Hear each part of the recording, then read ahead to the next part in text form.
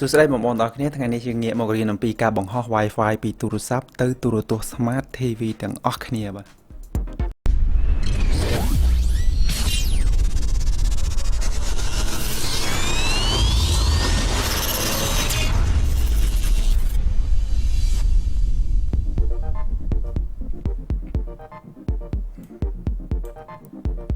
បាទជាដំបូងយើងត្រូវចេះបង្ហោះHotspot ពីទូរស័ព្ទទៅសិនបាទមេរៀននេះខ្ញុំមានដែរបងប្អូនបើចង់មើលពីរបៀបបង្កើត Hotspot នៅក្នុងទូរស័ព្ទ iPhone គឺមានមេរៀនផ្សេងអញ្ចឹងបន្ទាប់ពីយើងបង្កើតហើយយើងបើក Hotspot ហ្នឹង Personal Hotspot ពីទូរស័ព្ទ iPhone Samsung ក៏បាន iPhone ក៏បានទូរស័ព្ទអីក៏បានដែរឲ្យតែយើងដឹងពីកន្លែងបង្ហោះ Hotspot បាទអញ្ចឹងយើងត្រូវបង្កើតឈ្មោះមកតែឈ្មោះអីហើយនឹងpassword អីចំពោះខ្ញុំអត់ដាក់ឈ្មោះអីទេគឺវាឈ្មោះ iPhone តែម្ដងតែ password ខ្ញុំដាក់ពី1ដល់0អញ្ចឹងយើងយក remote control ដើម្បីយកមកបញ្ជាទូរទស្សន៍អញ្ចឹងយើងយកtele ទូរទស្សន៍មកហើយចុចហ្នឹងហើយយើងចុចទៅ setting នេះទូរទស្សន៍ Samsung បងប្អូនអញ្ចឹងយើងទាញនេះសញ្ញា arrow key របស់ remote ហ្នឹងយើងទាញវាទៅកន្លែងរូប setting ហើយយើងចុចអាកដាលដើម្បី enter រួចហើយពេលវាចេញផ្ទាំងនេះមកបងប្អូនទម្លាក់វាចុះក្រោមដើម្បីទៅចូលកន្លែងរូបសោគឺ setting ហើយរួចហើយបងប្អូនទម្លាក់ចុះក្រោមទៅកន្លែងដែល general ហើយបងប្អូនយក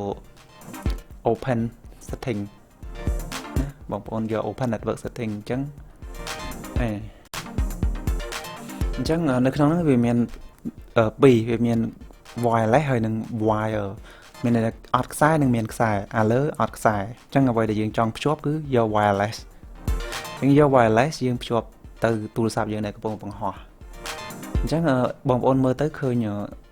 ឈ្មោះ Wifi ដែលយើងដាក់ហ្នឹងរបស់ខ្ញុំគឺ iPhone 7 Plus អញ្ចឹងអាផ្សេងកុំ select របស់គេវាយើងអត់ដឹង password ទេអញ្ចឹងយើងដាក់អ្វីដែលយើងមាន password ក្នុងដៃអញ្ចឹងអ្វីដែលវាទាគឺទា password ដែលនៅក្នុងទូរស័ព្ទយើងនឹងឯងអញ្ចឹងយើងបើយើងមិនដឹងយើងបើកមើលម្ដងទៀតនេះ Wi-Fi password របស់ខ្ញុំគឺ1ដល់0អញ្ចឹងនៅលើ tele វាមានលេខ1ដល់0ស្រាប់អញ្ចឹងខ្ញុំដាក់លេខដើម្បីស្រួលអញ្ចឹងខ្ញុំចុចលេខយកតែម្ដង1 2 3 4 5 6 7 8 9 0អញ្ចឹងបន្ទាប់ពីរួចរាល់បងប្អូនក៏ចុចសញ្ញាអូខេមានន័យថានៅលើទូរទស្សន៍វាមានកន្លែងសញ្ញា tick មួយខាងស្ដាំអញ្ចឹងបងប្អូនចុះមកក្រោមមកចុះឲ្យដល់កន្លែង check ហ្នឹងហើយបងចុចអាកដាលគឺអូខេហើយអញ្ចឹងវានឹង connect ទៅ Wi-Fi ហ្នឹងហើយអញ្ចឹងនៅវា connect ហើយអញ្ចឹងយើងទៅក្រោយវិញបងប្អូនចុចទៅក្រោយវិញឬក៏ចុច exit សម្រាប់បងប្អូនដែលមិនទាន់បានចុច subscribe complete ចុច subscribe channel របស់ខ្ញុំអញ្ចឹងយើងទៅក្រោយវិញហើយដើម្បីទៅរក social media ណាដែលយើងចង់លេងមាន Facebook YouTube ឬក៏ Netflix ឬក៏ស្អីអញ្ចឹងទៅដែលបងប្អូនចង់លេងអញ្ចឹងជាភាពងាយស្រួលគឺយើងមើល YouTube អញ្ចឹងខ្ញុំទៅ YouTube ឲ្យបងប្អូនមើលតើវាដើរហើយឬនៅបាទអូខេឥឡូវវាកំពុងដើរហើយ YouTube វាកំពុង loading thumbnail មកហើយអូខេអញ្ចឹងវាដើរហើយជោគជ័យហើយបងប្អូន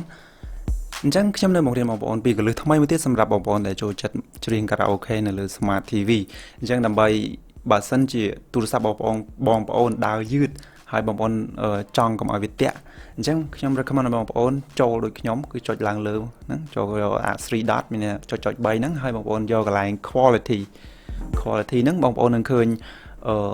វាឲ្យជ្រើសរើសយកលេខបងប្អូនដាក់លេខកាន់តែតូចវាកាន់តែលែងតាក់ណាបងប្អូនប៉ុន្តែវាលែងច្បាស់ដែរបើដាក់លេខកាន់តែធំកាន់តែច្បាស់ប៉ុន្តែវាតាក់អញ្ចឹងបងប្អូនច្រៀងកុំដាក់លេខធំពេកប្រយ័ត្នវាតាក់ណាសម្រាប់វីដេអូសម្រាប់អ៊ីនធឺណិតដែលយឺតហើយមួយទៀតបងប្អូនក៏អាចដាក់ automatic ដើម្បីឲ្យវាជ្រើសរើសដោយ auto ប៉ុន្តែសម្រាប់អ្នកច្រៀងគឺវាតាក់ហើយពេលណាវា auto select គឺវាដើរសិនណាអញ្ចឹងវាតាក់ហើយអញ្ចឹងខ្ញុំ recommend ឲ្យដាក់លេខតូចសម្រាប់អ្នកច្រៀងបាទសម្រាប់វីដេអូខ្លីមួយនេះខ្ញុំសូមបញ្ចប់តែត្រឹមនេះហើយខ្ញុំមានវីដេអូជាច្រើនទៀតពាក់ព័ន្ធនឹងកលឹះខ្លីៗទៅលើបច្ចេកវិទ្យាផ្សេងបងប្អូនកុំភ្លេចចុច like វីដេអូនេះនិងចុច subscribe channel របស់ខ្ញុំដើម្បីជួបគ្នានៅវីដេអូក្រោយជាបន្តទៀតសូមអរគុណ